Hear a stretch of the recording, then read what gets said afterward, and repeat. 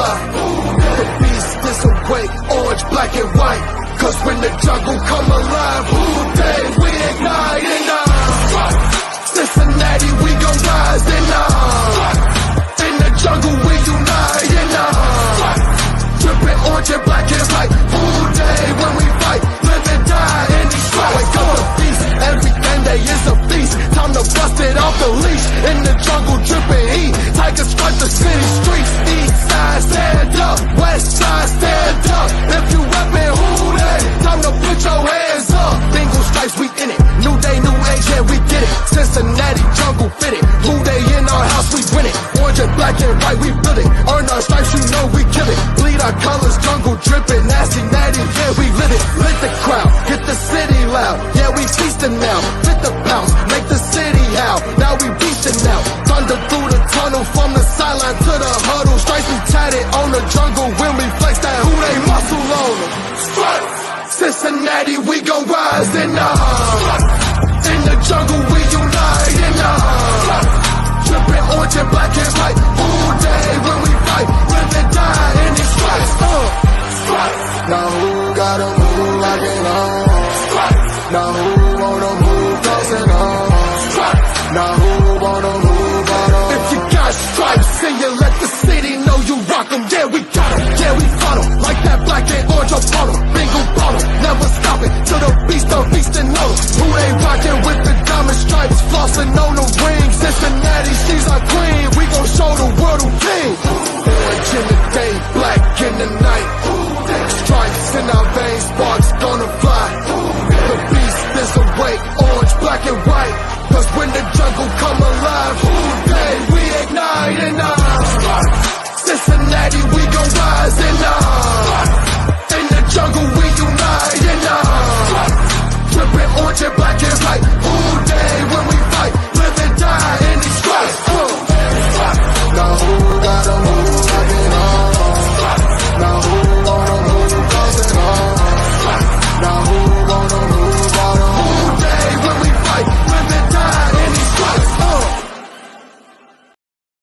Hey guys, what's going on? Welcome to the show. This is Sports with Strawberry Ice.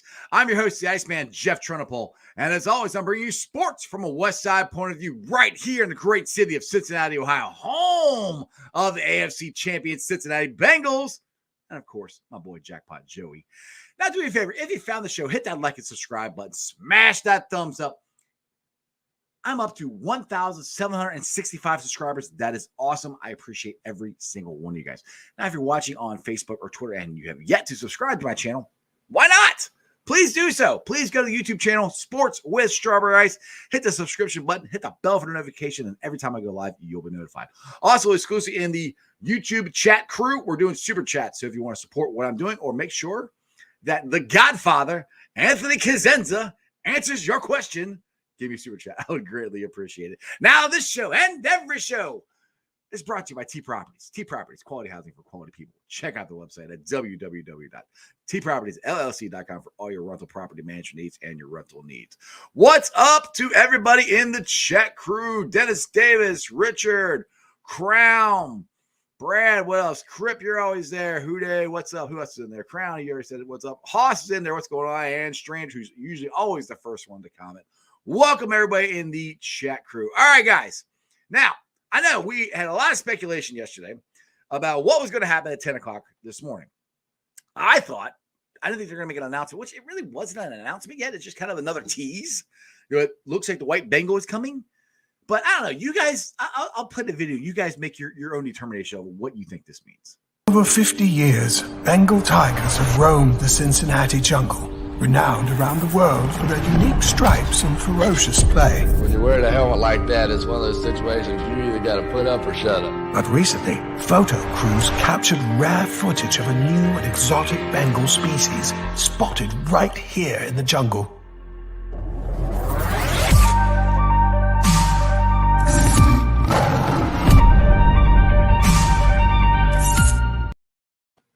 Coming soon. I mean, I'm repping the white. I think it's the white helmet. I'm 99% sure that's what it is, but who knows? Maybe it's something else.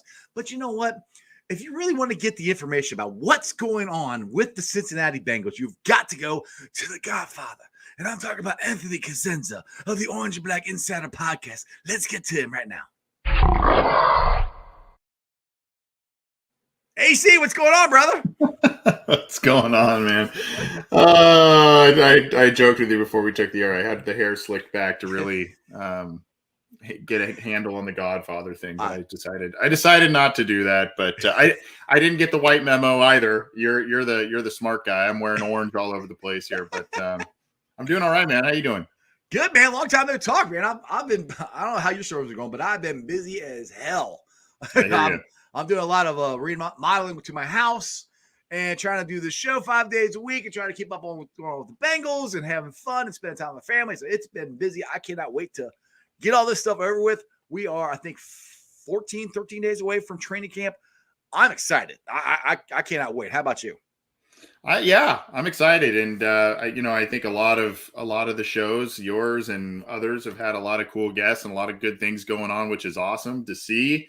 And I think there's a lot of excitement going on about the team, among the fan base, and just where they're headed, where things are looking this year. And then all of a sudden, the team starts dropping more and more juicy bites for us.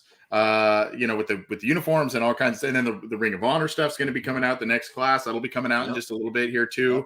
That's going to be probably a close race between a handful of players that are on that one. So they're this social media team, the way they're handling things over the past couple of years, they're getting it. I love it. And they're teasing us. They're doing all this stuff, and I love it. I love it. Exactly. Now, speaking of social media, your crew grew by one. Is Josh here says Bengal Jim joined you guys, so that was a good get for you guys.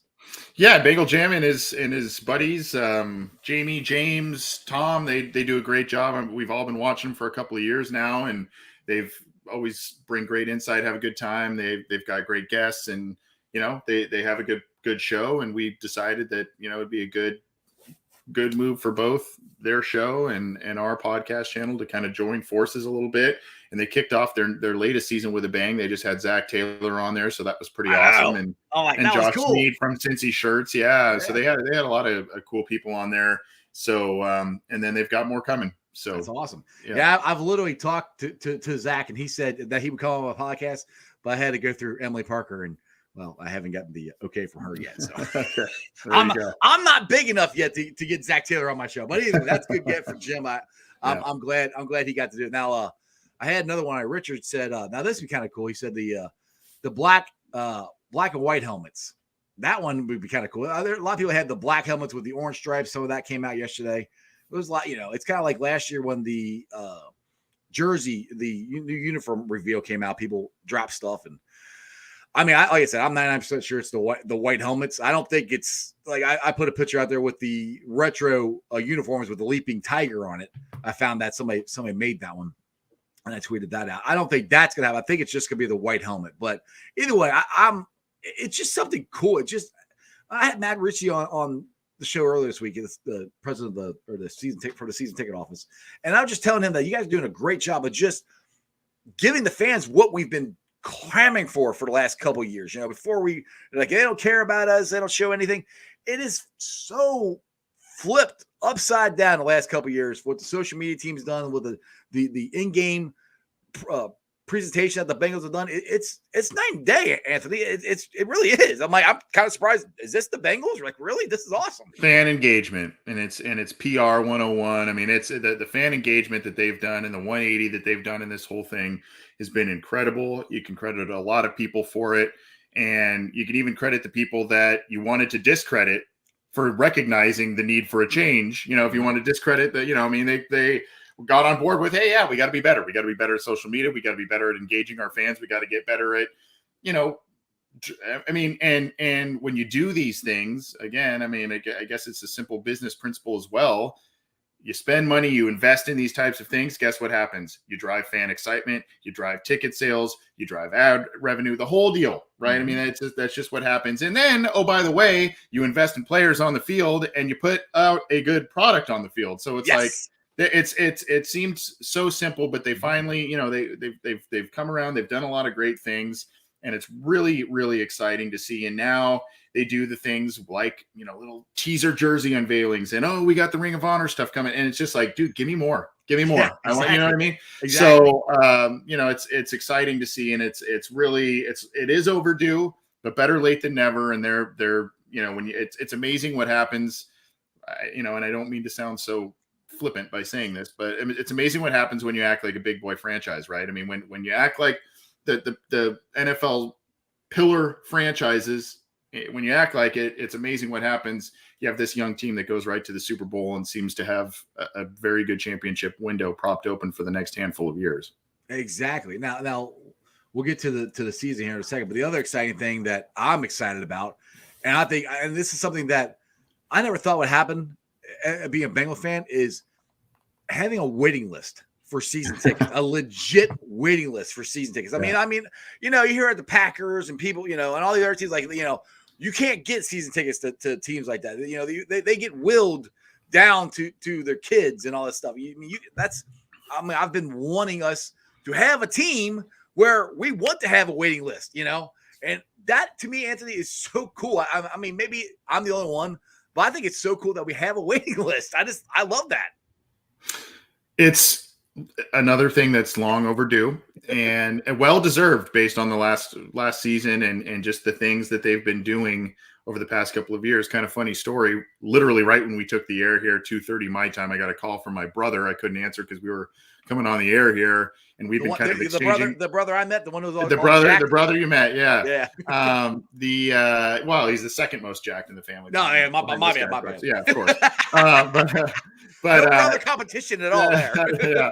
No, but we've been exchanging a couple texts about like, hey, do we want to figure out maybe going out for week one or what have you? And you look at the ticket prices there, and based on where we sat last year as opposed to maybe where we're looking at sitting this year is a little bit different. Yeah. So we're probably going to have to hash that out. But yeah, I mean, we've been looking at those tickets. I mean, season tickets, obviously, where we are don't make sense. No. So, but yeah, I mean, it's incredible what's happened to the ticket prices, the demand, and all of that.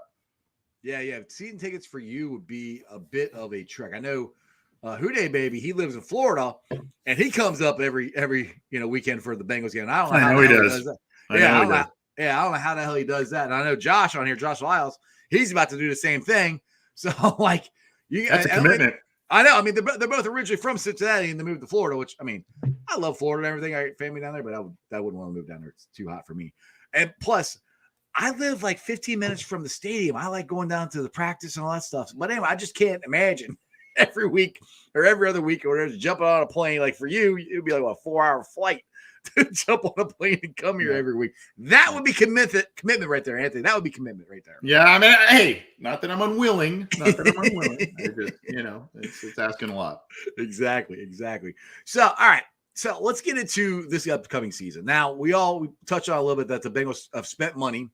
And by the way, I had one of the glass eaters on my show. And I know I saw that. But I'm sorry. I'm excited as hell I had Ted Karras on my show. I think that was really cool. So. He was entertaining. He was engaging as hell. I mean, he was awesome. Yeah, he was awesome. I watched that. That was a good show, man. Yeah, he was great. That was cool. But we signed him. We signed LC. We signed Alex Kappa.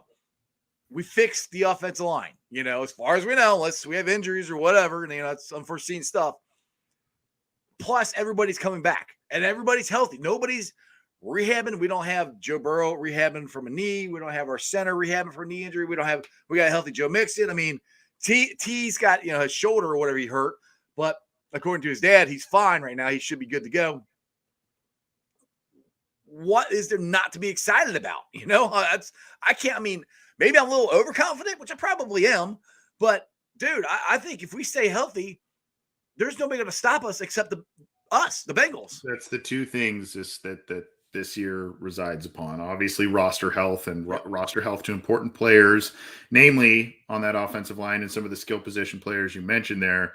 But the other thing is the mental aspect and coming back from and learning from the experience last year, being able to, I mean, you are the Joneses that everyone else is trying to keep up with, apparently, based on what people did in the AFC this year and in free agency and the draft and everything. But right. it's being able to come back from that and being able to not have a hangover, being able to, I mean, we've heard all the narratives now, I think it was on Good Morning Football with Kyle Brandt showing a list of all these quarterbacks who made the Super Bowl their first time and never made it back and all this kind of stuff. And it's like, well, I mean, on that list are names like Kerry Collins and Joe Fly. I mean, it's like, They also didn't get sacked 9 times. Right. I mean, there's come back and win either. I mean, we're kind of talking a little apples and oranges there a little bit, but I mean, I do understand that some teams just aren't able to mentally or emotionally recover from something like that. And so you would like to think that this team and who they have at the figurehead, Zach Taylor, young guy, headstrong, smart, Joe Burrow, the same confidence level across the board. You kind of like to think that, hey, last year was just the tip of the iceberg of what's coming here. But for me, I mean, it's really just about roster health. I think they added depth and starting positions where they needed to.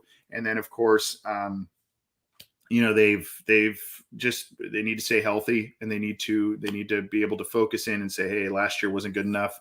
We're going to keep going. Well, the other thing that I think helps is that people keep doubting them. They keep saying the last year was a fluke.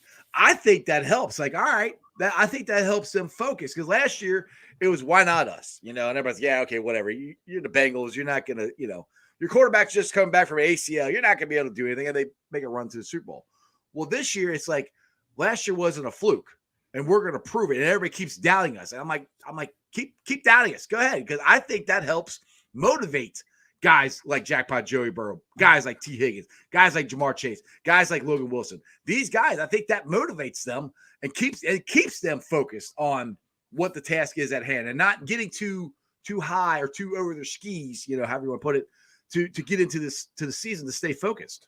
That's a really good point. And I don't want to hijack your comment right here, but I see an interesting thing from Dustin there that's talking about the NFL model. Well, what's interesting is that the Bengals model, here's the thing that not a lot of people are talking about, and why people are automatically assuming just because the Bengals are the Bengals and they lost the Super Bowl, they're going to have a Super Bowl hangover. Well, usually what occurs, or oftentimes what occurs, is a team that is in the Super Bowl, whether they win it or lose it, they get fleeced in free agency. They lose a ton of guys, they lose a ton of starters, and they go all, they go and get the bag elsewhere. Well, with the Bengals model, speaking of models that Dustin's talking about, by the way, Bengals model right now. Super chat there. The model, the model there is that the Bengals have is in places young players and guys on the early parts, for the most part, of their free agent contracts, because they really spent the last year or two on that front. And so they're in the middle or early parts of their free agent contracts. So now you're not looking at losing a ton of guys right out. I mean, you lost to Uzama, and he's a big piece of what they do. But, they added to the offensive line that needed help, and they added 2 things in the draft that, so to me, I don't look at this and say, man, there's a ton of new faces on this team now because they got fleeced in free agency. Really, the only new faces that they have are ones that they needed on the offensive line, really. Exactly. So it's like, I don't think people are talking about that enough. Yeah, that's exactly what I've been saying. I'm like, we lost CJ, but I mean, I think CJ, it's going to be a bigger loss for him, his personality in the locker room. But on the field, from what I've seen and what I've read about Hayden Hurst might be a better receiver and a better red zone threat than CJ was. But really, that's from, like you said, from a Super Bowl team, we lost 1 guy, and we added 3 big pieces to our gaping hole that we had, So that's the difference between all those other teams and what the Bengals have. I mean, like, we got T. Higgins and Jackpot coming up after this year for contracts, but right now everybody's set. I mean, I know we got Jesse Bates. And I mean, I don't know. I hope he's going to show up to training camp. I'm hearing rumors that he might not come now. So I wouldn't surprise me if he didn't. Honestly, I don't think he's going to participate in anything if he doesn't sign. Which now I think we're looking at that deadline coming and going for the franchise tag there. But tomorrow 15th is tomorrow. That's when they yeah. So I mean, we're coming up on it, and it just doesn't seem like there's going to be movement on it there. Yeah, I'm thinking today's Friday. You already got me on Friday brain, man. Hey, look, when you call my show, Anthony, it's like a party. That's it's what like I'm like thinking. I'm like, oh, it's Friday afternoon, right? Yeah, no. Yeah. So, I mean, it doesn't look like there's going to be movement on that. So I wouldn't expect him to come to anything really that he probably feels that he doesn't have to, whether that may even be preseason games. I don't know. But, he's probably not going to risk getting injured again. And maybe, you just got to bank that he shows up and I think he will, for the regular season and play and be in shape and all of that. So, on the Jesse Bates front. But, I mean, you're not going to keep every single player every single year, especially if you're a winner year after year after year. It's just not the case. But, I mean, to lose a minimal amount of starters and rotational pieces and stuff, I mean, you're looking at your biggest attrition there being, Larry Ogunjobi, who was a big piece of what they did, CJ Uzama, and then, just really he wasn't a big piece of what they did. He just was a big piece of the financial pie, and that's Trey Waynes, right? So, I mean, you look at those kinds of things, you go, how much did they, in the grand scheme of things, how much did they really lose? And not to downgrade those players. I like both of them a lot, CJ and Larry, but, you got to feel like they're still in pretty good roster shape. Yeah, exactly. And it might be a blessing in disguise that Jesse Bates is holding out as long as he is, because it just gives Dax Hill that much more time, and if Jesse coming in and he's full go and he's the Jesse Bates that we all know and love, and you got Dax Hill, who's that Ginsu knife, dude, I'm telling you, I think our defense is going to be even better than was last year, because I love the secondary. Our secondary, I think, can cover anybody and do anything, because Lou has so many interchangeable parts, and Dax Hill is a perfect fit for this scheme that Lou has going on. And look what they drafted in the secondary this year: athletes, speed, agility, explosiveness, versatility. That's what it was all about. Even down to the day 3 pick, Tyson Anderson, highly athletic guy, great speed for his size and everything. So, those three defensive backs they drafted all have high athletic profiles, and the hope is that they'll be used properly right away. And it seems as if when Lou gets his guys, he knows what to do with them. And that's the one thing that Lou and Zach, once they got their guys in the building, it changed. I mean, it completely changed. And I know, like I said, I gave Lou a hard time. I kept calling him Armadillo and everything. I couldn't figure out what the heck he was trying to do with his defense.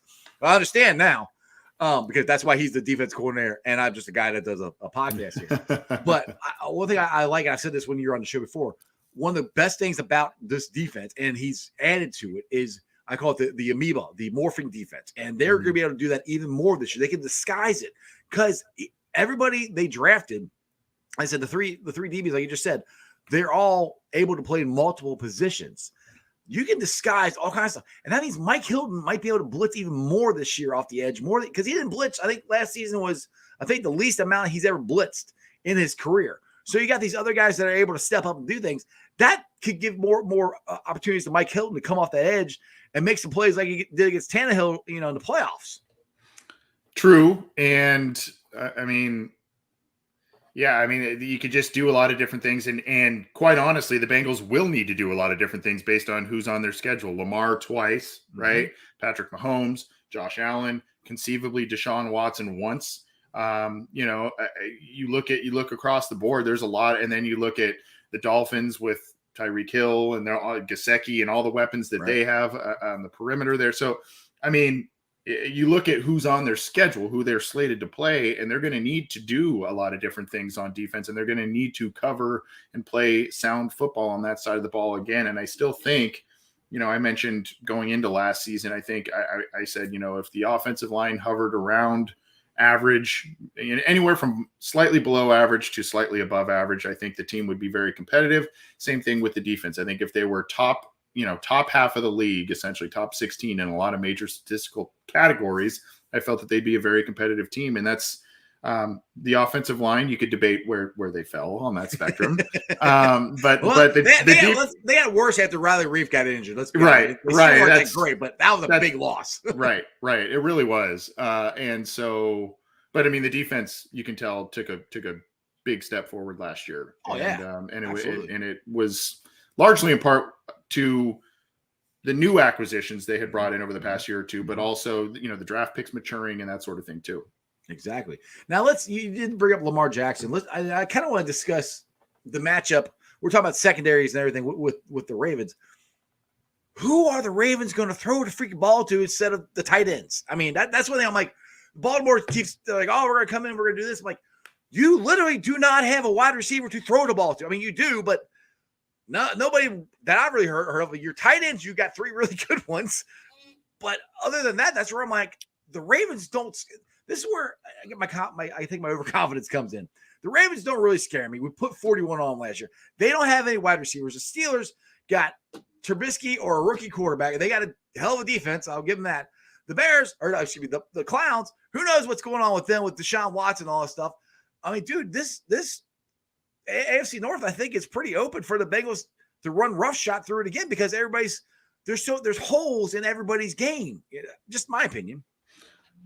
I can see that. I think the Ravens will be a very tough out this year, though, because if you look at what they did, and if you want a little more Ravens insight, by the way, go to the Engraven Vids YouTube channel. Yeah, I've had him on. Justin over there. He's awesome. I've had him on our show. He's great. Yeah, he's awesome. He's super knowledgeable. Drops a lot of different videos and stuff, and they're high quality stuff. So go check out his stuff. We talked with him a while ago, and here's the deal. I understand your sentiment about like, who's the deep threat? Who's the guy that's going to blow the top off the defense or what have you? They don't really have that. What they have is size, hands, contested catch guys, and the short intermediate passing, which has previously played well into Lamar's hands, where he can do, he can kind of move around, he can run if he wants, or he can kind of do a high percentage pass.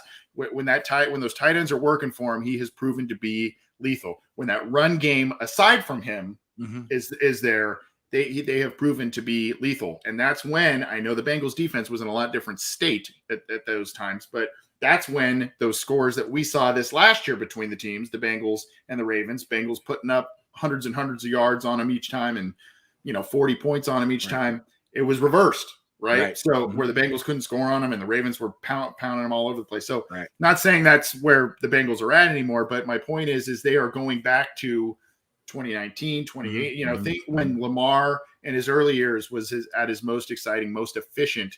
And so while I understand your sentiment about a lack of wide receivers, I think they beefed up their offensive line. I think they have beefed up big time the tight end position, aside from Mark Andrews, who's already very good. Right. And then they've also, reestablished what they're doing at the running back position, all that kind of stuff. And oh, by the way, then go look at the 2 new safeties they have on their team to help defend the deep parts of the field. Kyle Hamilton from Notre Dame, and was it Marcus Williams, I think, from the Saints as well. So, I mean, you look at that and you go, I mean, they saw what the Bengals did, and they're like, we can't allow this to happen anymore.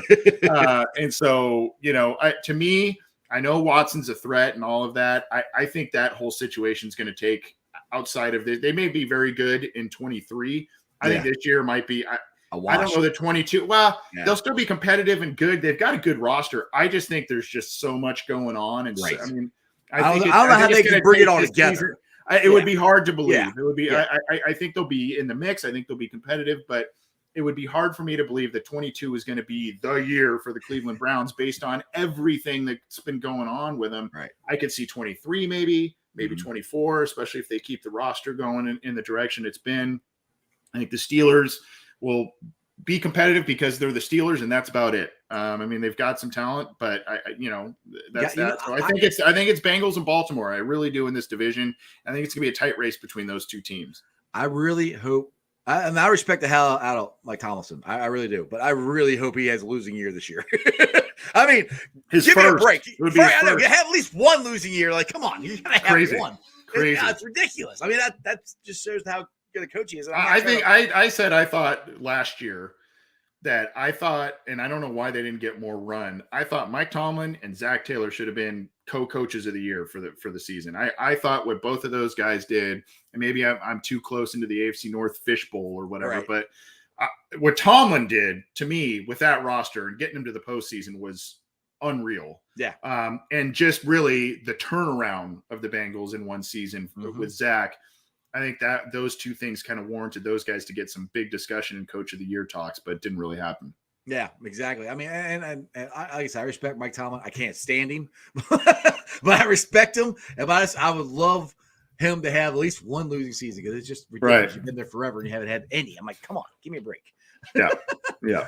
So we discussed the free agents, we discussed the AFC North. Now, I've done a couple of videos. Like I said, I'm only like 5 minutes, 15 minutes away from the stadium of the Bengals practice bubble. Now, the funny thing I think is they keep saying it's temporary. Anthony, I'm driving down there. They're putting concrete down. They're putting metal bars down. Mm-hmm. I mean, it don't look temporary, but I mean, they say it's temporary. Either way, I've talked to some of the construction workers. They say it should be ready by September. How big a deal is this? I mean, I know if it's September, October, it's not that big a deal. When we play on into January and February, I think it's a bigger deal. But how big a deal is this? You think the Bengals are finally getting a practice facility? Yeah, go back to what we were just talking about at the beginning of the show with all the things of doing things the right way, acting like a big boy organization. This has been decades that fans have been clamoring for a practice facility. Some people think it's a silly point of conversation. Some people, but it's really, to me, as much as it is a utility field and something of use, especially when the weather gets crappy later in the year, it's also a symbol of things for the team in terms of being modern, doing things the right way. Hey, shut up. We're doing things the right way. Don't talk about us anymore, right? Like you can't keep slamming us on all this stuff. So to me, it's almost as much a symbol as it is a useful thing for the team. Now, I think where it really plays in well for the team and plays into the Zach Taylor philosophy, if you go back to, I think it was this past off season, Zach Taylor really readdressed how they approached camp, how they approached resting players, how they approached resting veterans, and all of that. And you saw how well that paid dividends throughout the year in terms of, no injuries. Ligament injuries and devastating things here and there. Yeah. They were held to a minimum, and that's because they rested them and they treated things well. They monitored things well. And I think this helps in that regard as it gets colder, as guys are more beat up as the year goes on and all of that. You can kind of keep them warmer instead of having them sit out there and be cold and whatever. And then, oh, by the way, kind of if you've been on a college recruiting trip or whatever, hey, check out this new facility we've got, brand new free agent that we want to pay you money. You want that guaranteed money with the Jacksonville Jaguars who won 4 games last year? That's cool. We'll still give you a big contract, but check out all the new facilities. And, oh, by the way, we're a perennial AFC powerhouse now or whatever. You know what I'm saying? So it's a recruiting tool as well. And whether I may be exaggerating or that's just my pie in the sky thinking, I don't know, but that's how I would view it. And that's how I would use it if I'm the team, aside from what its intended use is, which is an indoor practice facility. I mean, I think it's a big deal because, I mean, dude, like I said, I went out there last year and it was like October or something. And I was on the bridge watching and it just started pouring on us. And I'm like, and it just hit me. I'm like, this is why you need an indoor practice facility because, they can run over there and go practice in that. Instead, they stayed out there. And I'm like, it was like a monsoon, Anthony. And I don't know how in the hell they got anything done. Because I'm like, I was going to run to the truck, but I was already stuck on the bridge. I couldn't get there. So I just sat there, got soaked and watched it. But I'm like, how are you getting anything done in this kind of weather? I mean, I know you got to play in it, but practice is different. You're trying to implement things. You're trying to really coach people. If you're, getting downpour with rain, or if you're just sitting there, you're just freezing and you're trying to concentrate.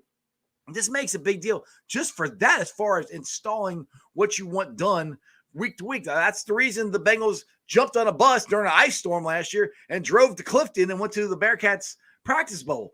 They're not going to have to do that anymore. They can walk or ride golf carts about a block down the road and go down to the practice facility. So to me, it's a huge deal, and it's a big step forward in like you said, the Bengals becoming a big boy franchise, coming into the 21st century. All the things that we've talked about for years, it's all happening. And I hate to keep saying it, but to me, that's the jackpot Joey Burrow effect. It is. If we didn't get him, I'm not saying none of this would happen, but getting him coincide with them changing, it's just a mixture of championship football, championship stuff that we haven't seen around here. And I don't think it's going away for a while.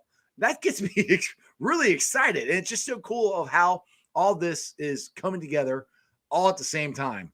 Yeah, there's a valid argument with playing out in the elements, right? Because oftentimes, especially late in the year, AFC North games, you're going to play in some bad weather. But there's also the vice versa effect, right? Let's say game day is not a bad weather day, but the week leading up to it is bad weather. And so you have a poor week of practice because you've been playing out in crap weather, Yep. And so your preparation maybe isn't where it should be because you've been sitting out in the elements when you're not really going to be doing that on Sunday. You know what I'm saying? So that may be kind of microscoping it a little bit, but it's just a move that needed to be done. Yes. I mean, that's just the bottom line. It needed to be done. And I know they were hesitant for a long, long time. And what would be the use? And we could use the University of Cincinnati's and all of that.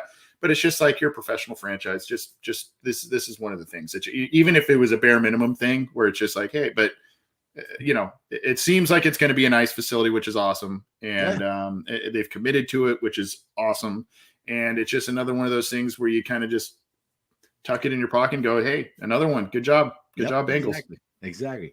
All right. Like I said, we're about 13 days away from training camp. What position, or it's not even position, but I know what position I'm going to be looking at to try to really pay attention to. And that's right guard position. But what are you looking forward to, or position are you looking at to pay the most attention to, or excited to pay attention to during the training camp here? I mean, there's the obvious spots. I'm looking more at the kind of the unknowns. I think, as a lot of people are. You mentioned some of the guard spots. I mean, we think we know where they're going with one of the guard spot, but the other spot with Volson and Carmen and others that are in play there, we'll see what happens. So that one's kind of up in the air for me. I'm looking at some of the stronger areas and some of the weaker areas. So I also am intrigued by the cornerback position, right? Just because Awuzie had a great year last year. You've got Apple back, but you've got Cam Taylor-Britt now who's there. And I think he's going to be, whether it's this year or maybe a year or two from now, I think he's going to be a very good football player. Didn't you guys have him on your show last night? Just last night, yeah. Yeah, it's a lot. Yeah. Thank you for the plug. But I'm very excited for that guy. That was like my favorite pick in the class, and I love Dax Hill and others. I just think need and long term outlook. I just really like that. But I also am looking at tight end, and I'm wondering how Hurst fits in, and then what happens behind him, because they're going to need some help there. Potentially, maybe not high volume of targets because of who they have at wideout, but that's an area. And then who's going to step up beyond the big three wideouts, right? I mean, you've got, I think a lot of people like Stanley Morgan, Mr. Dirty Work guy, and a lot of people like, Mike Thomas, who's done a lot of things on this team over the years, but you'd really like kind of have whether it's one of those two or somebody else as the number 4, number 5 guy, one of the Trents, whoever, step up and be a guy where you go, hey, that's a good, reliable option. And maybe I'm just thinking, way too greedily about having 4 or 5 wide receivers that you can rely on. But I mean, heck, you go back to 2005 with the Bengals, you can go past Chris Henry. You had Kevin Walter, right? I mean, and he was a capable guy. He was a good player in the league. I mean, so it helps a passing attack when you have, 3+ good wideouts, and then 1, and then maybe 2 good to capable tight ends, So those are some of the areas I'm going to be looking at and excited to watch. Yeah, like I said, my biggest one I'll probably be watching is the offensive line. We'll see the 3 new glass eaters, and then, like I said, the left guard spot. And I think Jax Carmen is by all means going to get as much opportunity to take that spot as anybody. I know there's a lot of Bengals fans are saying Kodo Volson might do it, but dude, I still keep saying Deontay Smith.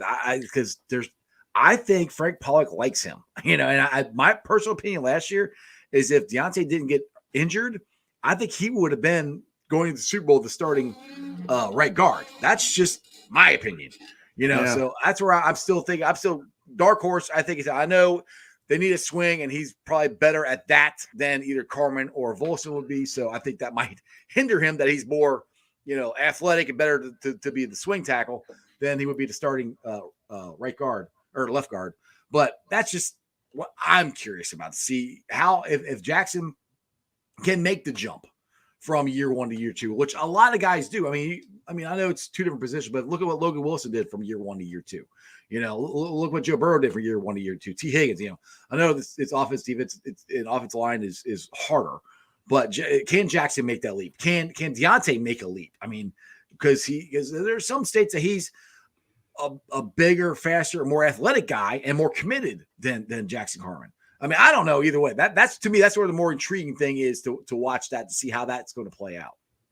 I agree with you. It's just, Here's the other thing with it, and I think I've maybe said this to you before on your show, but I mean, he was one of the youngest guys on the roster last year. Jackson Carman was, Right. if not the youngest. I mean, I know he and Jamar were really young. Yep. I don't have their birth dates offhand, but I know they were both very young. Yeah. So that's the other thing. It's maturity, both physically and mentally a little bit, and he probably had a little bit of a hard lesson to learn in terms of conditioning and all that stuff. Plus, he had a off season going into his rookie year back procedure. So we don't know how much that bothered him throughout the year. There were flashes where you go, there's that power, there's that size, there it is. And then there's also flashes where you go, oh boy, rookie struggle, right? I'm with you. I've been a big Deontay Smith guy, but I guess I could see him being a dark horse to latch onto that guard spot. I think just for now, though, because he's still a little bit of a project, because last year maybe he didn't, it was a little bit of a wash because of injuries and stuff. I think he's kind of the first guy off the bench guy where if there's a short leash at left guard, he's probably that guy. If there's an injury, God forbid, at either right or left tackle, he's probably that guy. So that's kind of where I see him. And then down the road, I've kind of likened him a little bit to Anthony Collins. If you remember him, where Collins was a guy, played both tackle spots, played spot guard here and there, and just was a guy that was, when he would come in, he would be reliable. And, I would hope that Deontay Smith's ceiling is a little higher than that, but he's a guy that also, like Collins, 4th round pick, right? I mean, just a lot of similarities to me there. So I don't know. Jackson Carman was the 2nd round pick. So, I mean, the Bengals are not going to just give up on him. I mean, they're going to give him all the chances. So I anticipate Jackson Carman it being his job. I mean, that's what I anticipate happening, but we'll see. Now, Haas has a good one in here, and I'm a big Thad Moss guy. I mean, I've said on here before, I like Thad. I love the chemistry him and Jackpot had at LSU. Do you think he's got a shot this year? I know he finally got activated last year. He got injured in preseason. Where are you at on Thad Moss? I mean, I know every time he gets a chance, he can't stay healthy. I think that's his biggest problem right now. I can't remember what game it was. Was it the Raiders game? Was it one of the second Ravens game? I can't remember what it was, but they activated him in the regular season. It was a home game. I know because I remember watching him on the field. Yeah, so he was there and he hurt himself in warmups in the regular season, and they reportedly had plans for him to kind of be involved in the passing game to some degree. Now, whether and that's regular season, that's not preseason. And then he, didn't. Unfortunately, I think a lot of people were like, let's see what he can do. Let's see if that rapport's there with Joey B. And especially because last year, if you remember, middle of the season, there was some wild inconsistency with the Bengals, both on offense and defense. It was just like these huge pendulum swings of performance, right? So, and I think a lot of that had to do with the offensive line, but whatever. So at any rate, I wonder what that's going to look like this year. He's got an opportunity. I know they like Wilcox, especially on special teams. And Hurst, we think he's going to be the primary option. I think Sample does a little bit more of the dirty work than we give him credit for. Right. But I think this is kind of the time. It's a little bit of make or break for him because they did not invest heavily in that position. I thought they were going to draft a guy. They did not. Right. So meanwhile, the Ravens draft freaking 3 of them. So it's like, okay. But so, but anyway, it's like, okay. Well, it's like the Jets. They signed CJ Uzomah and then signed draft 2 more. Draft 2 more. It's like, geez, how many tight ends do you guys need? It's crazy. Exactly. So I just think, and he had, if I remember correctly, he had a decent preseason, did Moss, and then, just didn't materialize into a lot of playing time. Then when he got a shot, got hurt, the whole deal. So I think they should give him some good looks this summer. I think if he shows good growth, continues to show rapport with Burrow and whatnot, he's not going to be the high-end athlete. He's not even overly huge for the position or anything, but he's got pretty good hands and he's got that rapport, and he can do some things in the passing game. So I think we all have a soft spot for him based on what we saw out at LSU between those two, but it's just a matter of opportunity. Is he going to be healthy? Is he going to prove reliable? That sort of thing. Well, the other thing is, you brought it up, is Wilcox is good at special teams. That's one of the reasons that I read that he was on the practice squad last year, because he wasn't, meaning Thad wasn't good at special teams. So I think that's another thing that's kind of held him back too, is if he doesn't play, if he's not your starting tight end or your second one, you got to be able to play special teams, and he doesn't, or he hasn't been able to. So I think that's another issue with him too as well.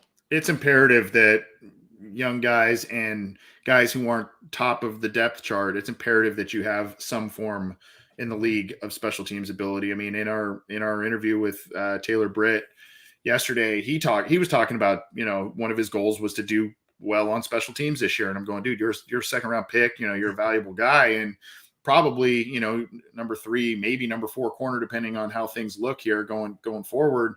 And, he's talking about special teams. So it's imperative. It's important. And they know coaches hammer them, especially the young guys. You got to be able to cut your teeth on special teams and do things there to prove reliable. So he's going to need to do that for sure. Yeah. He's definitely got to stay healthy. That's to me. I mean, like the year before that, he was hurt the whole time with his foot or whatever. I mean, he got hurt in Washington. Then he got hurt his second year here. So, I mean, that's been his biggest thing is he's got to stay healthy. Anyway, Anthony, you've been on for about 46 minutes. I appreciate you. Tell everybody about your show. Tell everybody about what's going on at Cincy Jungle and whatever else you want to plug, man. That's a dangerous thing. Whatever else I want to plug. No, just Cincy Jungle, the podcast channel. We've got a couple of shows, and as you mentioned, Bengal Jim and Friends talking football. That's on the channel now. We have our Orange and Black Insider podcast that's been on there for a handful of years now. Matt Minnick doing Coach Speak and Chalk Talk all on the podcast channel. You can get it on iTunes, Stitcher, Spotify, Google Podcasts, iHeartRadio, all the major ones. And then each of the shows kind of have a respective YouTube channel as well. And then just, Cincy Jungle is a blog with a lot of different sports. We relay sports news that have either come across the wire through various sources. And then we also do our own opinion pieces and all kinds of different news, opinions, analysis, all that kind of stuff, film study, that sort of thing. So we try and get you a lot of different stuff at Cincy Jungle. And hopefully I wish I was prolific as you behind the mic to do it every single day, buddy. I can't commit to that. So that's why I've brought in smarter and better people to help me get stuff that maybe people can listen to multiple times a week. Well, I haven't been doing it on Mondays here lately. Like I said, I've been working on my house. So I haven't been 5 days a week every day here lately, but I've been close enough. Trust me, when football season starts, I'll be back at it 5 days a week, no matter what, because I have so much fun doing it. Well, I'm a big fan of your show, dude. And I mentioned my brother earlier. He watches your show. I know a lot of Bengals fans watch your show. A lot of sports fans in general watch your show, man. You do a good job. Well, that's awesome. I appreciate it. So do you know about the BWO, the thing I'm trying to start here? BWO, Bengals World Order. Were you a wrestling fan? Oh, yeah. See, you tagged me, and I should not say that I am not a wrestling fan because a prominent wrestler just followed our Orange and Black Insider account. Is he from the Street Profits? Sure. That's who follows me. Angelo Dawkins. Yes. Yes. So, and I know he's a big Bengals fan, so I know about him. I'm not really a big. Just have never been a big wrestling guy. I was in it like kind of in the '80s when like Hulk Hogan and Andre the Giant. Dude. Like those like the old school guys. Yeah. I was kind of into it, I guess. But then I got sucked into the '90s, and oh my god! But I have got to show you this. Somebody before I let you know. I know I was going to let you go, but I got to show you this picture that somebody made for me. Now, back in the day, they had the NWO, which was the New World Order or whatever. Right. So I started doing this and saying BWO and all this silly stupid crap. Well, somebody made this picture and sent it to me, and I can't sell the shirt, but I'm making me a shirt. Yeah, that is awesome. I'm gonna make that shirt. I'm gonna send it to D'Angelo Hawkins. So we got Jamar, we got Joey, we got Tyler T, McPherson, Jesse. Who's is that? Cheeto back there? Who's back there? Hilton's in there. Is that Mike Hilton? Okay. And I think Cheeto's next to him. I think that's Cheeto. Yeah. Some people are like, why didn't you put Mixon in there? I'm like, I didn't make it. So somebody made it, sent it to me, but I think that's cool. Badass. Anyway. All right. I'm done wasting your time. You can go now. You didn't waste my time, buddy. It's always a pleasure coming on here. I love chatting with you. You get to set it up. You get to do the work, and I get to just blab and pretend I'm smart. So anyway, thanks, Jeff. Sorry. You're the man, buddy. Dale's right. He followed him first. Sorry, we got to get Dale. Right. Oh, Dale. You got to always one up. Always one up. Just kidding. I love Dale. All right, dude. See you, Mike. All right, take care. Later. Oh yeah, that's definitely a flex. I don't have a beer. I can't flex on you. Oh, jeez. Anyway, I love Anthony. He's awesome. Go follow them. Go check them out. Cincy Jungle, Orange Black Insider Podcast. And you can watch Bengal Jim. And then they're on there every Sunday. And I think they got, he's got Chris Evans coming on. Which, Chris, if you're watching my show, I gave you my card like 6 months ago. You said you'd come on. I know. I keep saying that, but I've given lots of Bengals cards. So, we'll see. I'll get some more people in there. Anyway, let me get to the Facebook groups that let me live stream, and I appreciate every single one of them. They are Houday Nation, Houday Legion, Cincinnati Reds, Riding Third, Heading for Home, Bearcat Country, Bearcat Ruckus, the Ohio State Bucknuts, the Ice Bar, and then you can follow me on all my social media platforms, all under Sports with Strawberry Ice. I'm on Facebook, Instagram, Twitter, and TikTok. Twitter handle is at Jeff A. Trunapole. TikTok is at Iceman90.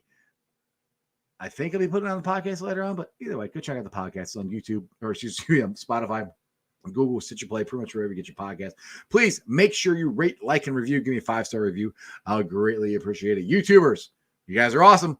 We keep adding. We're at 1,765. That is awesome. Like I said, I'm trying to get to 2,000 by the time the season starts. So September, whatever the first game is in September, I'm hoping to get 2,000. Please tell your friends, tell your neighbors about Sports with Strawberry Ice. Get them to subscribe, hit the bell for the notification, and they can enjoy all this great content that I give you guys. And yes, I know I said his name wrong again. I know, Dale. He's never gonna come on my show because I keep saying his name wrong. Yeah, the stickers, I can't make them. Like they legitly, BWO is legitly trademarked. I mean, we can make them, and they, if WWE comes after us, then we got to stop. But we could do it.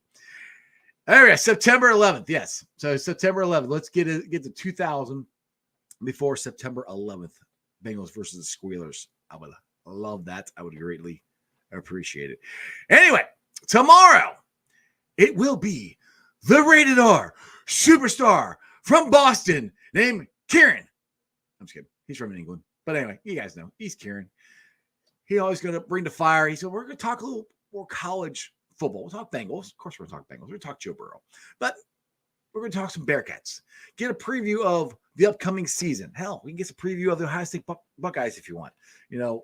Whatever Kieran wants to talk about, he doesn't really like the Buckeyes. So it might be interesting. You get some really interesting comments from Kieran if you ask about the Buckeyes. So it might be good. Anyway, join us tomorrow live at 5:30. And other than that, that's just sports, baby. See ya!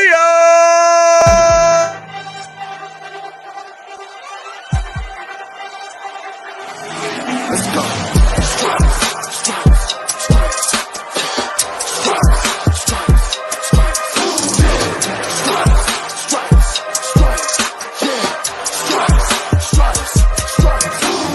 Orange in the day, black in the night.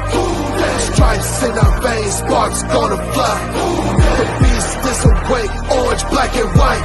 Cause when the jungle come alive, Houday, we ignite and Cincinnati, we gon' rise and in the jungle, we unite and dripping orange and black and white. Houday, when we fight, live and die in these stripes. Wake up the beast, every day is a feast. Time to bust it off the leash. In the jungle, dripping heat. Tigers strike the city streets. East side, stand up. West side, stand up. If you reppin' Houday, time to put your hands up. Bengals stripes, we in it. New day, new age, yeah, we get it. Cincinnati, jungle fitted. Houday in our house, we win it. Orange and black and white, we build it. Earn our stripes, you know we kill it. Bleed our colors, jungle dripping. Nasty, natty, yeah, we lit it. Lit the crowd, get the city loud. Yeah, we feasting now. Fit the bounce, make the city howl. Now we beastin' now. Thunder through the tunnel, from the sideline to the huddle. Stripes we tatted on the jungle when we flex that Houday muscle on them. Cincinnati, we gon' rise and in the jungle, we unite and dripping orange and black and white. Houday, when we fight, live and die in these stripes. Now who gotta move like it on? Now who wanna move closing on? Now who wanna move on? If you got stripes and you let the city know you rock 'em, yeah, we got 'em, yeah, we fought 'em. Like that black and orange up on 'em.